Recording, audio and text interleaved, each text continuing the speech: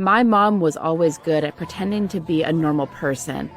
She owned a hot dog stand and always had that fake smile on her face. But I knew who she really was. When she came home from work, she'd close all the curtains and make me pray for hours on our hard wooden floor. It was so painful, and my knees would get really sore, but my mom didn't care. She said it was the only way of keeping bad spirits and demons away.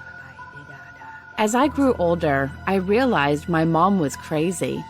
And at age 14, I finally got up enough courage to tell her I didn't want to pray anymore.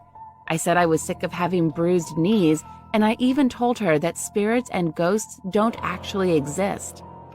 But I shouldn't have said that, because suddenly my mom looked at me like I was some kind of stranger. She got one of those huge crystals that she kept for protection and held it up to her eye to look at me through it. "This is bad," she said. "You're full of evil energy. We must pray." I'd heard enough. I went to my room and locked the door. My mom could be really scary, but what choice did I have anyway? I was too young to leave home, and nobody would care if I told them my mom believed in ghosts.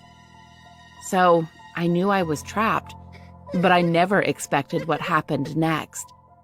That same night, I was woken up by the sound of someone trying to open my door. I thought it might be an intruder, so I asked, "Mom, is that you?" She replied, "Yes, sweetie, it's me. Please, open the door. I'm worried about you."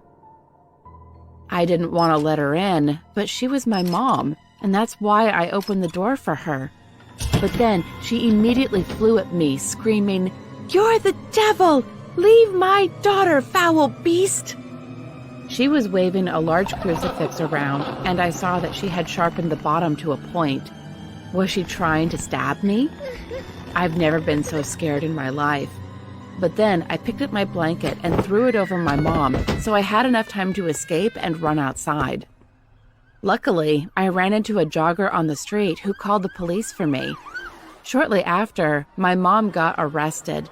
She told them I was possessed, and she was only trying to save my soul by doing an exorcism to chase the devil out of me. Wow, how kind of her. Unfortunately for my mom, the judge saw things differently.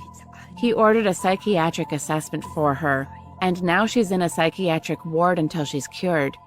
But I don't think that will ever happen. Just recently, she attacked one of the guards because she thought he was a demon, and now she has to spend most of her time locked up in her room.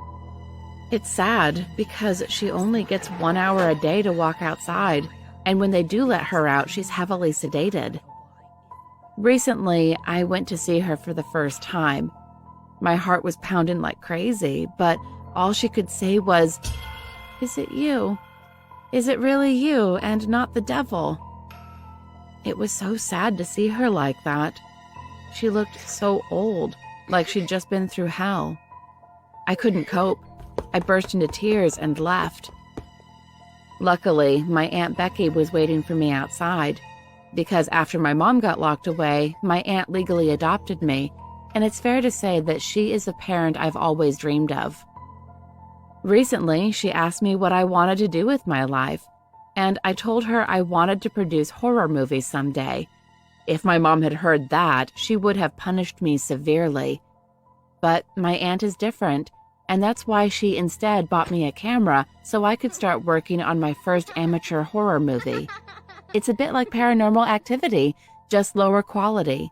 So I know I've got to learn a lot, but with my aunt's help, I'm sure I'll get there.